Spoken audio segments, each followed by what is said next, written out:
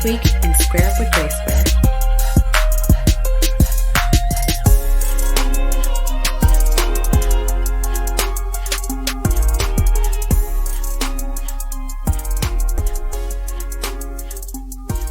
Hello and welcome to another episode of Square Up with GraySquare.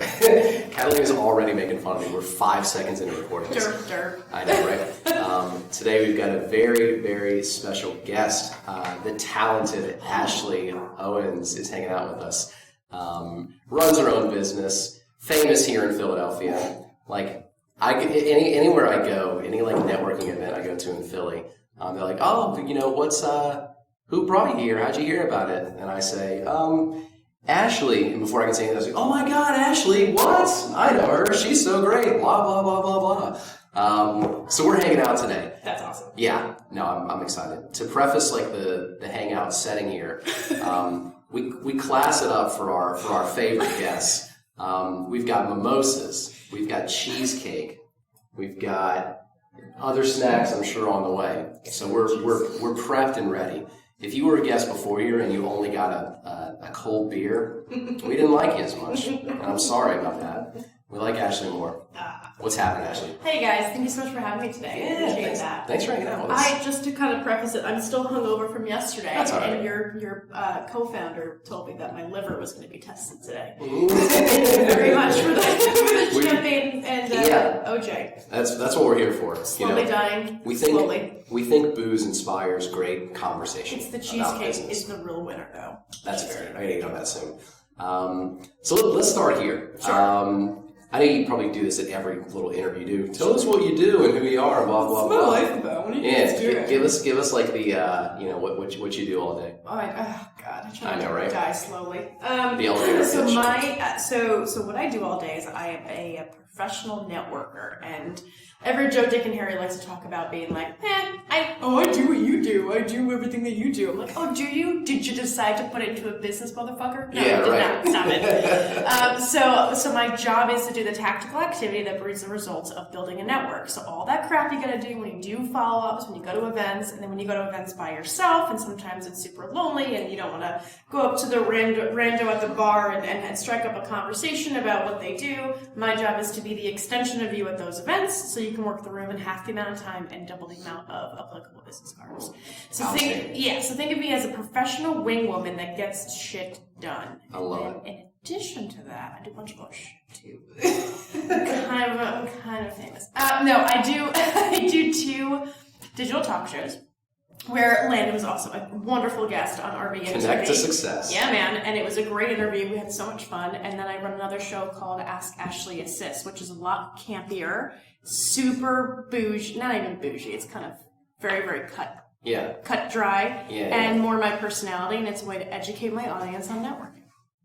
That's awesome. Kind of what I do. So I'll give the success story here as the first time I met Ashley. We were at a career fair in Center City at a WeWork. We were we'd had our business for 6 months. We were just coming up with ways to try to hire people. We met Ashley at this career fair, right?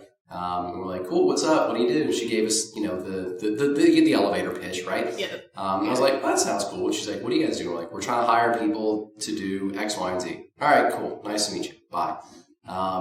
She rolls back in 2 minutes later with these 2 guys that were exactly who we were looking for. It's like, yeah, here they are. Hey, these are the guys that you should talk to. We're like, Jesus Christ, something's up here. And it was a testament to that skill, in action. That was 3 months into my business too. I was really? a baby. We both were. Baby. I was vanilla, just basically doing anything for some money. So at that point, it was kind of testing out the theory to see if I could do it. So the fact that 2.5, almost 3 years later, it's cool to see this transition too. Even though I'm just kind of for the most part observing as a fan from the outside in, seeing it online. If that's how it started, where it's kind of come to at this point, I'm seeing you were at CES in Vegas, running around pitching some person's business. I didn't even what was the What was that business you were working with there? Oh, so it was called Baru, and what Baru does, they use augmented reality to customize furniture. So they've got 6 different types of furniture pieces, and they're locally sourced from different vendors within the area, so that way your custom furniture gets put and gets shipped to you, and also white glove service to you within 2 weeks rather than 10 to 14. So some fun facts about my previous positions. I used to sell furniture on an e-commerce site before I moved to Philadelphia. Okay. So I had like a little bit of background. They didn't know that when they hired me, but I was like, I got this. We'll figure it out. That's what I was wondering too. I was like, you were pitching that, at least in like the little videos that I saw online, as if you knew, like you had too much information. I was like, sums up. This is crazy. I mean, do you, as someone who's like networking all the time and kind of representing these other companies that, you know, want you to do that stuff for them. Yeah. How much do you have to know as like that? Like, do you do a lot of research? You're like, nah, it's more of like me being me and doing my thing. And honestly, I pick my clients based off of personality. So the fact that I don't have to feel like I'm struggling to tell people what they do. Yeah. And I believe in it more often because I believe in the person. So with the business that I run, it allows me to be more particular about that because again, you know, working with you guys, like, talk to Landon. Like, he's got all the things that you need. Don't worry about me. I'm the idiot who knows nothing about technology or what they do, but just talk to him because you have a good time. Yeah. And knowing you and knowing our relationship and our friendship, I know that you're close it no matter what, or at least give them the kind of information that they need. So I'm kind of the buffer before it gets to the next step. But all I really need, especially when I'm trying to engage, is if I believe in the person, then I can sell it better. And not even in selling it. It's more of championing that person. Yeah. And that enthusiasm is a lot less salesy than somebody who works for the company typically that's trying to get people over. So with Baru and at CES, because it was such a big project, we wanted to make, or at least I had suggested we make the whole booth, placement and experience. So the demo was what people needed to see in order to kind of really understand what they were doing. Sure. And then the need was the demo, and then the nice to have was to come on the show. And the show that we created was I think at midnight the night before we figured it out. What did you call it? I can't What remember. The Furniture. That's right. What the Furniture. WTF, What the Furniture. That was so good. I wish I came up with that idea, but they had it in their promotional stuff, and the consultant that hired me to work with that client was like, Ash, why don't you do a show? Because I'm not thinking about me, I'm thinking about the client. So by the time it got to the point where we were trying to figure out creative ways to get people to the booth, he goes, Ash, why don't you just host a show? I'm like, it's going to get called What the Furniture. And they're making it 30 seconds. Everybody gets, the whole point was to get engagement, for people to get tagged, and they had a media manager there too. So we just put it into an experience where they got the demo, they came on the show, and then we had a good experience in that. And I got to have the attention that I so yearn for all the time. So it worked out really well. Be on camera and be in front of these people. I wasn't hugged as a child, so clearly attention. There you go.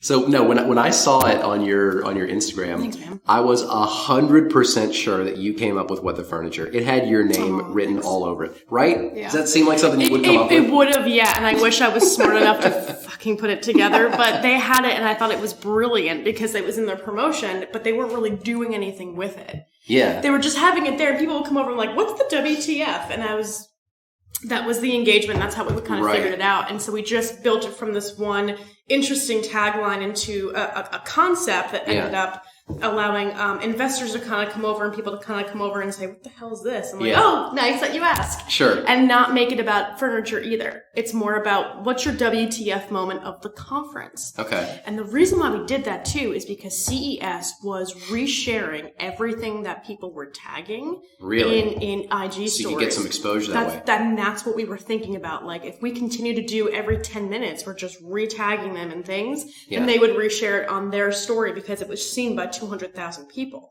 So the goal was, how do we keep putting out content where we can get that exposure as much as we could? So that was the goal, and that's what we came up with. And they ended up getting an investor. So that was the only goal. Was that the intention? Mm-hmm. Is to get an investor? And yep. So for that, it was a good learning experience. So for that conference, their goal was to get investors at least encouraged and involved in the process. And then one of the guys that the owner ended up meeting came from myself and the marketing manager grabbing these two dudes that were kind of like curious. I'm like, come on the show, let's talk about it. And then they ended up getting to know the owner, and then he ended up going to California to pitch more of that business. So I will take full credit. And I asked him, how much many commission points can I do get? I get that? Yeah, it's like I know you're paying me a shitload to be here, but still, Sure, I want what's more. my equity? Yeah, It ain't enough. But the whole point was to make sure that they were engaged, that they had a good time, that they felt comfortable, because it was a bunch of developers and people who knew nothing about running any of this. Right. So there was wrangling and part to it. There was you guys, this champagne is real strong. Sorry about that. I'm not, but I say it nicely. I'll keep going. But it was good. It was a good experience. But then, every client's different at these conferences, man. And it just depends on what the value that they need is. So, for example, I had one client, we went to the WBENC, the Women's Business and something conference. Anyway, she's type A+, and I'm like a good B-, right? Like I'm a shiesty B, right? And she took all of the vendors that she wanted to work with and made a proof of concept packet. With that proof of concept packet, she put the logo of each of those vendors on the packet, and then we would go and we'd split off into groups of 3 and go to 15 different vendors, and then we would give this proof of concept, and then they decided to work together with us. So that was what she wanted, was quality, not quality. Quality and not quantity. So just depends. That's awesome. Yeah, it worked out. But every client's different, depending on what they want to do. Yeah. Because you end up at so many different things, it seems like. Like, it seems like, from CES to the speaking to like the little WeWork event, like just all these little things. I feel like I know the answer to this, but how do you get your like customer base? Is it a true like testament of this is what I'm doing for you, so I'm doing the same thing for myself? More or less, or? There is a huge foundation that I built in the very beginning. Yeah. And the foundation came from doing as much activity as I could and giving back the most value. So, for example, from August of 2017 to December of 2017, I went to 3 or 4 networking events a week. And I would just go and hit the pavement and just meet new people. I had no idea what the hell my service offerings were, what people wanted. I was still kind of because it's really unique. It's very different. It's not boilerplate. Yeah, people have this issue. And so what I would do is I would ask questions like, what sucks for you about networking? Yeah. Oh, I hate the follow-up. It takes me so long and I hate going by myself. Okay, well, I used to be a personal assistant. I can do complex calendar scheduling in my sleep. And then I also know how to work a room because I used to work in promotions. Mm-hmm. So how do I combine that background? And plus, I've had 18 jobs since graduation. How is that valuable? Well, I can talk intelligently to different industries and make those connections because I've been in every goddamn industry. And so it's just one of the, trying to find the value. So I talk to 3 or 4 people a day with connections on LinkedIn just to get to know who they are. And I literally make sure that I hit them with 3 different people. Every single time. That networking equity has built up so much, and that practice kept putting, in place throughout every single person that I meet. That became a habit, and I just do it without even thinking. I don't charge for that. I just do it. That my networking equity has grown so much that I have not had to network for myself since 2018. That's fantastic. Meaning, actively go out and be this is what I do. Pitch yourself. But that pitch crap, I train against that. I'm like, nobody gives a fuck what you do. No one gives a damn. But my giving value back, first and foremost, is the foundation, has built up so much networking equity that not only people are coming to me, but when I do make those introductions, I've got a full, 130 people in each industry, 2 or 3 people that I know I could call right now and say, bitch, pick up the phone. Right, and it's going to happen. And it's going to happen. I've made more introductions with 2 people on emails that I'm just so fucking tired. I'm like, bitch, just trust me. And that's all I write in the subject line. And these 2 ladies will be like, looks like we're trusting Ashley. And that has what it's come down to, which is a blessing. Yeah. It is, I'm knocking on wood now, but it is a wonderful, happy accident that I've had enough wonderfully kind, inspiring, hardworking people in my circle that I would go to bat for any day of the week. Yeah. And being able to do that allows me the freedom to be able to make those introductions and then swap out people when they become assholes. Sure. So it's just, That's a good thing about running your own show is you can kind of choose who you want to work with and who you don't want to work with. Yeah, and sometimes I get it wrong. Oh, yeah. Sometimes you get it wrong. Same here. Yeah. Totally. My jam. When did you turn into speaking gigs? Was that your intention? You're maybe I want to do speaking gigs. Because you told me, to save you from repeating a story. No, it's okay. you told me like, oh, we went and grabbed a beer, whatever. You're like, yeah, I did a speaking gig, and then I got hired again at the speaking gig. Yeah. Like, how did that form? How did you get into like, let me just get these people to pay me to talk to the room about how cool I am, right? It was so weird. And the thing was, as I was building up this business, my confidence level was way, way, way, way low. Figuring out where my value was, I had jumped from job to job, never got fired, never quit. It was like mergers and acquisitions and budget cuts. So I had no idea what I was good at. I was still finding that path. And somehow I went to a networking event that Matt Blatz brought me to. And I spoke up with I was hanging out and I was kind of interviewing with this one guy at the event, like kind of showing him what I can do without really telling him that. Yeah. I was like, this is what I do. And I was just bringing people over to him because he was really kind. He's really nice. And he works in a pest control company. Okay. Yeah. So I hung out with him all night. It was fun. We had a great time. And I just enjoyed his company. I followed up with him the next day saying, thank you so much. Again, this is before sending thousands of emails a day was a thing. So it was one at a time. 6 months later, he reaches back out and says, hey, we're having a panel discussion for the sales meeting. We wanted to talk about networking. You're the only networking concierge that we do. I've seen what you can do. Would you like to come and speak? Yeah. That was the first one. That was that was the beginning of 2018. No. Yeah.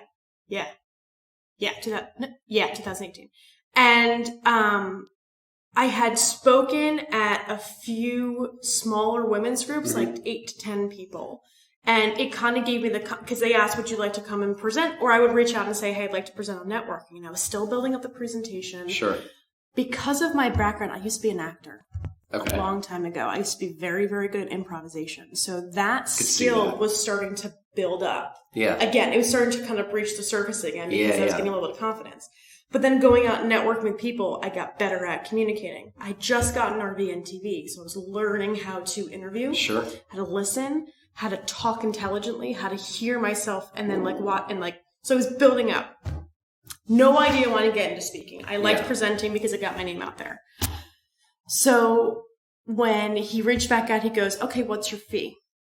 I was waiting to ask that. Like, what's your fee? That's such a consultant thing to have to figure out. A man, but let me put it this way: a man, like a white male, and I'm saying this not to be bashing it, but the value of that, he gave me permission to have value. Sure. Meaning, at that time when I was building this up, he saw value in what I did. I think I cried for about 2 hours because it was. It was a big fucking deal. If you're running a business and you don't have moments where you actually cry, real tears, you gotta do something. Go home. Yeah, you're not that into it. Yeah. So he asked me what my fee was, and I think I had to travel an hour and a half to get to their offices for a half an hour, and I'm bouncing around, and I think I charged him $300, and that was just to cover the hour presentation, included consultation with all the guys afterwards. Yeah. And because it was white collar, blue collar, me bouncing around with my red lipstick, just kind of jazzing up the crowd as I was gaining the confidence was a good thing for them. Yeah. So when he asked my fee, and then I got another recommendation to speak at a women's conference from that one engagement. He threw my name into the ring for a Women in Pest Control Summit. And that's when I think women in pest control. You think, what is that about? Bunch of old crotchety ladies. The entire auditorium was filled with about 50 women. Okay. And loving their jobs. Sure. Loving everything about it. I didn't get it. So I brought boozy cupcakes, figuring that crap out. And then I started charging more. Yeah, and then I got some advice from people to say, hey, when people are asking you, always ask if they have a speaker, fee. And if they do, that's great. If they don't, still do because it's good feedback. Yeah. Since 2018, I've done 60 speaking engagements. That's so wild. In the beginning, because I just kept getting better, meaning every speaking engagement got better because I got more confident. And I'm good at reading. I think the reason why I'm good at networking is because I understand, or at least I react to or keep in the back of my head the emotional response from the person. Sure. So that way I can bank that and then come back around and do it again. It's honestly, it's because I need attention and I want to make sure that they're laughing, right? Right. But being able to read that, I know if I need to go here or you can't see me, but if I need to go to the right or to the left or up or down, and I can manage that because that's improv. Right. You got to listen. And so that came back full circle, which was awesome. And so now the speaking engagements are addicting. I'm sure. Dude, I spoke at the Hardy Conference. HVAC, air conditioning, refrigeration, distribution, international. 350 people. I was a lunchtime keynote. Okay. I got that because somebody referred me to a PR. I was looking for a PR company at the time. And I got this old crotchety man who I just didn't want to work with. And I was like, I don't know, because you still talk about newspapers. I don't really know if I want to do this. He sent one email. I should thank this guy. I haven't thanked him yet. He sent me one email to somebody. He said, I think you want to look into this. And that was the biggest audience I've ever had. Word to the wise. When you do a very big audience, anything over 50, it's a very different feeling. And I went in there nervous as all hell. Oh, yeah. And then it was like pulling teeth. Get like engagement? Oh my God, to get engagement. It was a great kick in the ass and a learning experience because I had done about 20 or 30 before then. And I was like feeling jazzy and I'm like, I got this. And I'm like throwing up in the bathroom because I'm so nervous. And I have those moments, man. I'm like a little bitch sometimes. And so I went and I spoke and I was so nervous and the nerves got to me. But they still paid me and they still recorded me. So now I've got this entire presentation that I think is good. Yeah. But I actually went off the stage into the audience and the camera guy was like, what the fuck? I don't even know where you're going, bitch. Like, move around. So it became a good thing and it was a good learning experience. But like, you never, ever, ever know when a recommendation's going to come, when a referral's going to come, when someone's going to just give you a chance. And it took one person to give me a chance, to give me the confidence to say, you know what, I can do this. So that was a lesson learned, was that when someone sees your value, you've got value. Yeah. But it took one person to do that for me to feel confident enough to do the next step. To you to go from, let me just charge, basically covering my gas money. Oh my God. And like my trip out here. And grateful for the opportunity. Right. Thank you for giving me a stage. Thank you for giving me a conference room. Yeah. And I'm still to this day like that. I spoke at, I got paid. I'm not going to tell you how much I got paid. Sure. But I got paid to do a speaking engagement. They flew me down to Austin. I'm going to a few others where I'm getting flown down, and they're paying for my time there. Yeah. And then I train teams, which is a whole other thing. Right. So when I got recommended, that's what happens when I get some really good friends. I will shave my head for them if they ask me to do things. So I spoke at the Princeton, that was the one that we were talking about. Right. The Princeton search group for people that are looking for jobs. Not necessarily my market, but I'd be happy to help. Yeah. Go there, gentleman who works in a law firm said, I want to hire you on the spot. I'm like, oh, are you looking for a job? He goes, no, I just here I volunteer. Yeah. So you never, ever, ever, ever, ever, ever, ever, ever, ever know who's going to be able to help you out. And I love Gary Vee, and so I'll do things for free all day long. All day long. I can only take him in strides, like 2 days. Yeah. You're obsessed. I know. You are? Upset. No, you're obsessed. Oh, me? I'm obsessed? A little bit. Probably too much. But it's my sister should be my agent because she's very much like, what are they paying you? Yeah. What are they paying you? I'm like, never enough. Yeah. They're not paying me anything. She's like, you don't have to prove anything anymore. And I'm like, yeah, but somebody asked me and I said yes. And they caught me on a good day and had my coffee. Like I showered. Like it's a problem, so it's not like I have a baseline. It's like if I get the privilege to be asked more often than not, I'll do it if it's within a 20-mile radius. If it's in a different state, just pay for my gas and food. Sure. And just keep moving. Just let me survive. I'll do most things for a sandwich and coffee. I'm kind of a lady of the night like that. I'm so grateful for those opportunities, and I finally get to use my background. It was theater, TV, film, all that stuff. So finally get to use it, and now I'm like jumping in with both feet. Yeah, that's awesome. No, it's so many people try to figure out like, all right, and we'll go on a Gary Vee rant here, so Catalina can make fun of me. Like one of his always things is like figure out what sets you on fire, and then just do that. Yeah.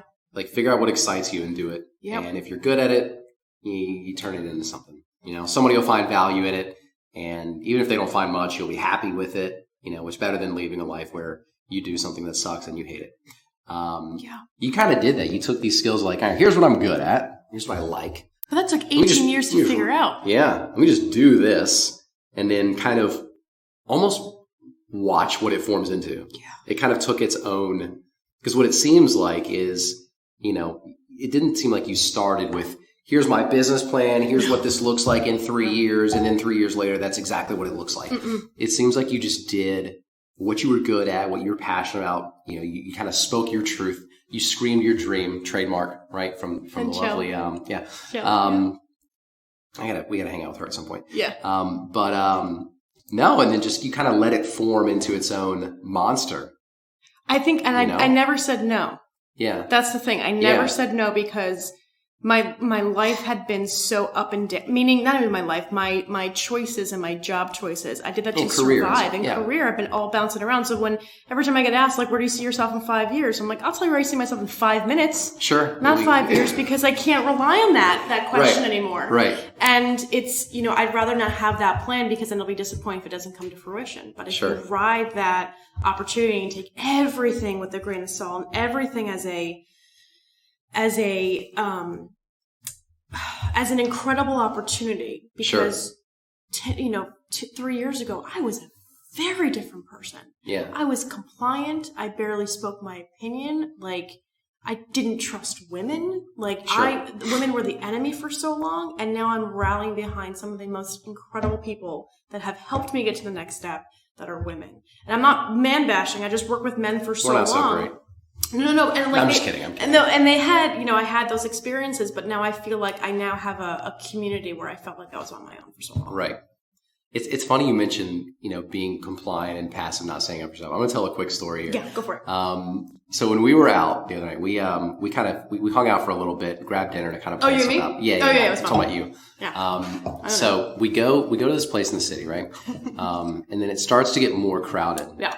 And sorry, I made a strawberry. You're fine. You go to a bar, like kind of, before it gets busy, you're sitting at the bar, there's not a lot of people there. Then it starts getting crowded and turning into a Friday night at a bar. This very large gentleman. Oh yeah.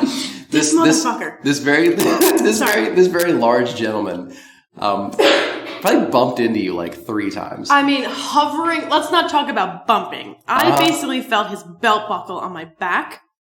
It wasn't me. It was her. So it was like, this is extra creepy. I whatever, right? So I'm just like, oh my goodness. I don't think he was doing it on purpose. I just think he just was not paying attention big dude, to where his fucking place was. Yeah. It was annoying. And so I catch this glimpse in your eye, and I was like, she's gonna kill this man right now. This is definitely not a compliant person. This is a person who's about to smack this man in his head. I mean, after 15 minutes, one more bump. He's got 3 chances. This guy's gonna die now. I'm not a violent person. My man struck out. Oh man, I'm so bad. Sorry, continue. God, that's too. No, that was it. That was. It was just enough where I was like, it was.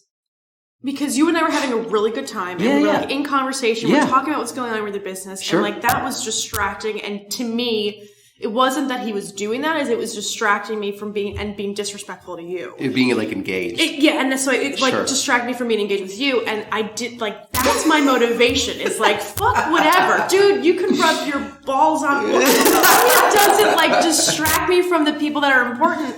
Right. Like, what the fuck ever. But the minute you cross the line with people that I have the pleasure and the privilege to be around, then that's when I fuck your shit up. It's the worst. I can put people in therapy, I feel like, just by talking. I'm not a very violent person, but I think we were just talking about this. I have a nephew. Yeah. He's delicious. And I think I would probably, when I went to go visit them in Virginia, we were walking down the street, and I just stood in front of the car like this without even thinking. Just like, but there's a baby. What the fuck? Go away. Stop it. You can stop at the stop sign. What's the problem? And realizing how ridiculous that is, but how I would do it again. No problem. Oh, yeah. So, my little brain hurts sometimes. Just coming after people. I am the worst. Just coming after people. Nah, not the worst. Thanks, man. It's a good time. These are great questions, by the way. This is weird being on this side, answering questions. In the beginning, I did a lot of podcasts, and I was like, I'm still new, I'm vanilla. Yeah. Hire me. And now I'm like, fuck this, this guy died. I killed him in my sleep, and I hit the body. That's all. That's all we do with these podcasts. We just try to have a good time with interesting people that we like. That's it. It was funny when you asked like what the show is kind of about, and like if I go through each one of the episodes, I think that's just a common theme. Like we just try to get time with people that we like that have a unique perspective, you know, on their industry, on their vertical, and hopefully something that people can take away. I get kind of a corny question. Oh, let's do it. I'm all about it. I'm actually an open book. I got louder and more aggressive over the past 2 years. So whatever you want to ask, I'm all about it. Haven't we all, right? Haven't we all? Yeah. This is a corny question. So, okay. I'm the new entrepreneur, and I'm a one person show, right?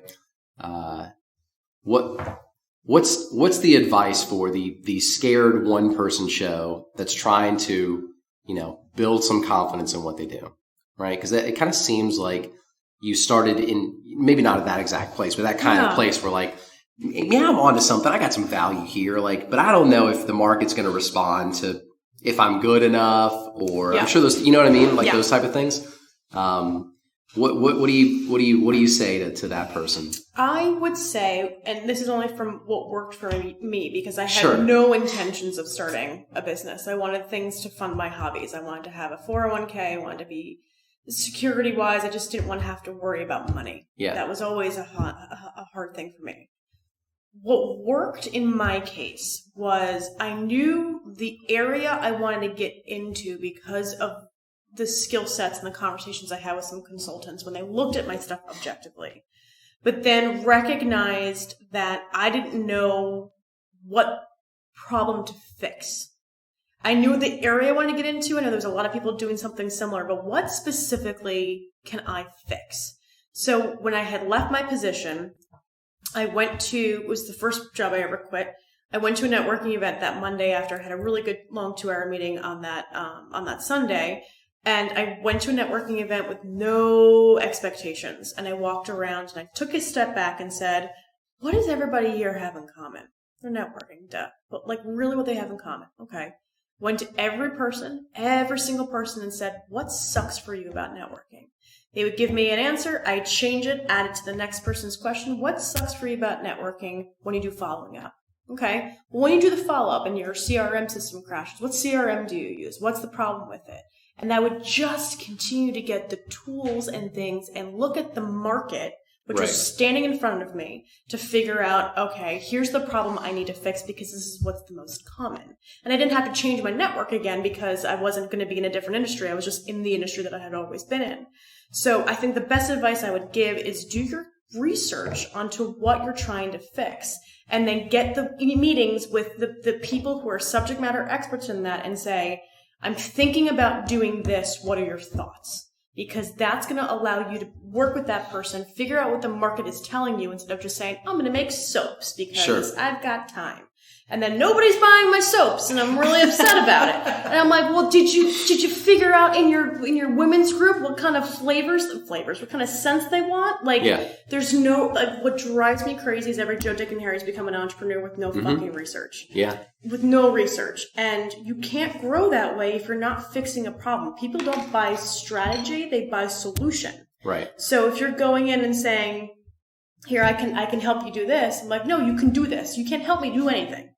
You can't help me do anything. That's such a passive way of saying something. You do this. My clients have this issue. I fix this problem. And I feel like with a lot of entrepreneurs, they're pissed off because they're not selling anything, but they haven't provided a product or a service that people are buying. So don't come to me with that bullshit if you haven't done the research. Don't build it around your ego. No. Build your product around the demand. Yep. Even if it's in an industry that find out more about what's missing in it or why you do it better, rather than just doing it for the sake of doing it because you've got investments and all that jazz. So it's annoying. That's one of the things I feel like people always get yelled at on Shark Tank about. Oh, yeah? I haven't seen Shark Tank in a while. Oh, God. I watch Shark Tank all the time. Yep. All the time. Like, I feel like people always get yelled at because they come with excuses as to why people aren't buying their product or why their, sales are low or whatever. And it always comes back around to, you're not even listening to the market.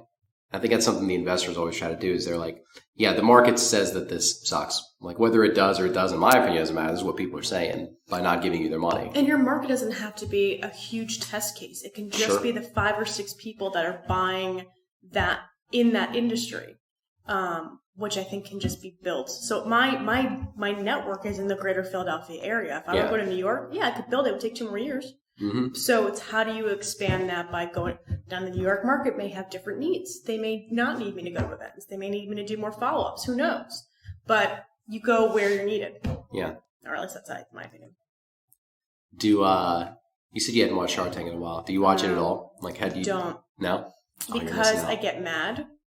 At who? At Mr. Wonderful? No, I don't even follow it that much. I know. I don't even follow it that much because so it's like the same reason why I don't watch my own shows. Yeah. Unless I'm editing them. Sure. I don't watch my own shows because the experience that I have with my guests is the feeling that I want to keep throughout the entirety of it. If I look back on it and see what's tainted by it, by maybe something I said that was stupid, but I had a good conversation with my guests, that's the only thing I care about. Same thing with my business. If I continue to see what everybody else is doing, not saying that I'm not keeping track of like the other competitors in the area, but more of if I look at like, oh, I should be doing this, my trash brain will overcome my progress. And so in order for me to feel like I am moving forward and I made the decision without being influenced by something else, it allows me to say that I built this empire. I built this reputation because I am a good person and I give a damn about people.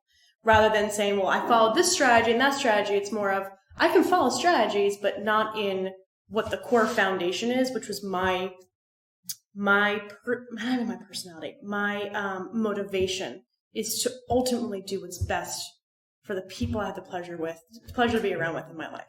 So looking at other strategies in that space can be a little challenging and it can convolute the mission that I have because I'll be like, well, I should be doing that. So next step. You mentioned personality. I think you do a lot of your stuff with personality. Like one of the things that I feel like we would work well together on because I saw some commonality is like what we try to do here. Like if people check us out and kind of see our presence online, it's very much so. We're not trying to put on any sort of facade. We're trying to just show people this is who we are. This is our personality. This is our brand. Kind of take it or leave it, more or less. Yeah. Even though our clients can love it or hate it, they're going to find out who we are at some point. Yeah. But that transparency is so important. It came kind of easy to us to be able to pull that off. Well, can I tell you why it came easy? Sure. Because you did it before, so it wasn't working and then changed it. Yeah, so that easy came from. So I'm saying, like, give yourself more credit because you saw it wasn't working, and then you changed the narrative. That's why it's successful now. Yeah, no, I completely agree with that, and I think you do that as well. Like when I watch, your shows and your presence and everything, it's so much of just like, there's no filter.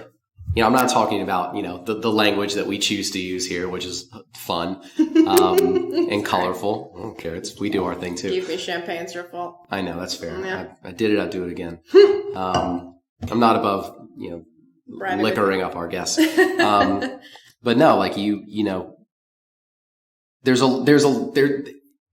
it seems easy to speak, like you make it seem easy to speak your tone and your verbiage and your personality, which a lot of people I could see having a real challenge with that because they can say like, if I don't act along these guidelines, I won't fit in with the mold, as opposed to if I do my thing, I'm good enough. Some people are going to like it. Some people are going to hate it, whatever. You almost have to be kind of like an artist in that regard where, if I'm a performer, if I'm a musician, I'm not trying to appeal to the masses. Mm-hmm. I'm trying to do my thing and appeal to the people that like me, That's a really, really, really good point. And I think the reason why it's now 2.5-3 years later a little bit easier to maintain that authenticity is because I was not able to do that for the entirety of my career. I had no voice. Was it just like the companies that you were in, the role that you had? You weren't. I was always in a support role, always in an administrative role. I was a personal assistant to two celebrities. It's what you do. You just do your job and you go. And then it was never, ever, ever good enough. And it wasn't until my last position where I kind of felt like I could, my personality was now, there was value behind it, not just what the stuff that I produced. And I was starting to get more confidence because I was bringing in these deals and they just weren't being closed based off of my old employer. So it was just, I wasn't seeing, I checked all of the boxes. Yeah. I checked all of the boxes. I did what I was told. I went to company to company. I worked for big companies, for nonprofits, for smaller companies, for private companies. I did everything I was supposed to, and I still got fucked. Yeah. And I got pissed off enough at that point to make a change. And that change has been as soon as I started to really come out of my shell and be unapologetically me, which was horrifying. Sure. Because I had no idea who that person was. Yeah, Not a clue. And I saw the response I was getting and the affirmation from other people. They're like, oh, you're a breath of fresh air. And I just fed off of that like a starving child. And it was finally giving me permission to be me. And then when I first started doing the videos in my bedroom and in my office, the videos were bad, but it became where I could use my editing skills when I used to work in editing and my personality to make it fun if I could laugh at it, because nobody was really doing video on LinkedIn at that time. It was 3 years ago. Yeah. That I was getting value from people sending me emails and wonderful text messages, and it was overwhelming. And I was like, I'm doing something. What am I doing here? And I just built on that. And now I've got enough people, I feel like, in my corner who will go to bat for me, because I'll go to bat for them in a minute. Yeah. I'm very blessed and very excited about that. That if I get one or two couple trolls, it doesn't bother me as it would 3 years ago. I've gotten more people who are like, so suck? So like, what are you talking? It's like a phallic thing. I'm like, how to not suck at networking is catchy and everybody gets it. It's such a great tagline. Super easy. I see it all over everything. Like you slap it on everything and it's so catchy. Presentation. I make a lot of money on one presentation. No, but it's good though. It's like, I changed it though, yeah. No, it's good. But to be very, very clear about that, I had to get permission to do what I was doing. From other people who valued that knowledge. Yeah. And then once I had it, I followed that path. That I just kept going in that direction. And now things are a little bit easier. And now I've got so much wonderful projects going on, that if not everybody's going to like everything, but the people that do, the people that are in my corner, oh my God, am I lucky. Yeah. And it doesn't matter. It doesn't matter. I'll give you, I thought of this a while ago. I think that's the title of the book, How to Not Suck at Networking. My book? Yeah. Oh, wait, I gotta tell my book. Hold on. You have a title? I just like that title so much because I think it's like, it's simple, it's catchy, I can visualize it, I can see it. Yeah. I can see it as the title. You know what? 3 people, did I tell you this? 3 people called me in the past 6 months randomly and asked me, where can I buy your book? Yeah. I'm like, I read books, Brenda. Like, what are you having me send a book for? I have a book. I have a book, but you can't ask for more than $5,000 if you have a book now. That's what I learned. Right. When you do a speaking engagement, you can ask for more than 5.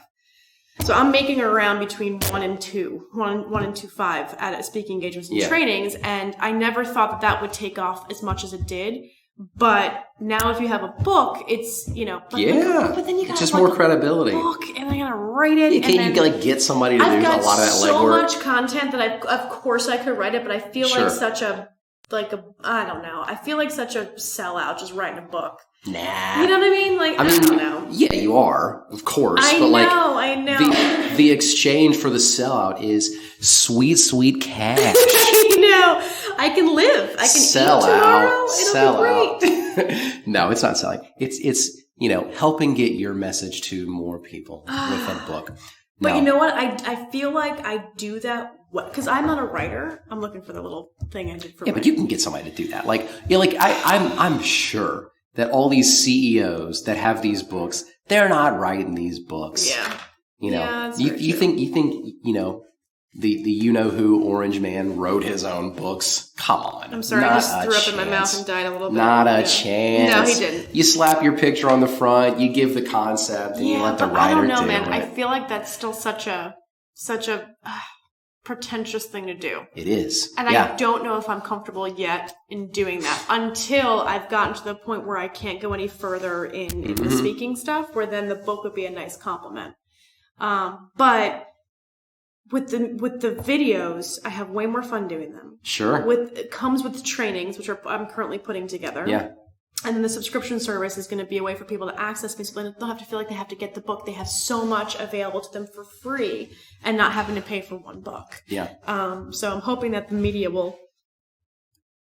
stuff that I'm doing will continue to outshine whatever bullshit book I put out. Nah, it'll be good. We'll sell copies for you. I'll have people going out there doing it.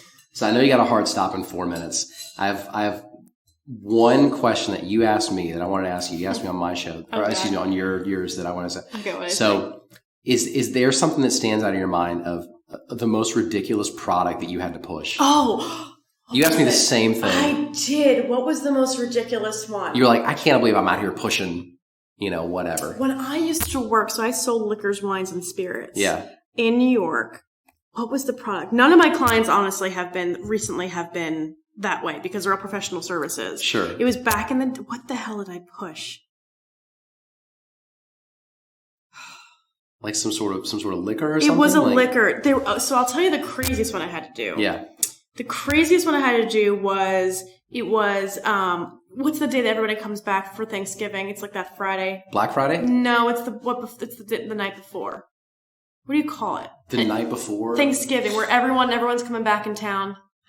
Anyway, so everyone comes back in town before Thanksgiving, like all of the high school kids or college kids and things like that. Yeah, They had me selling wild turkey. Okay. And my job with 2 other people, we had to go to 7 bars that night.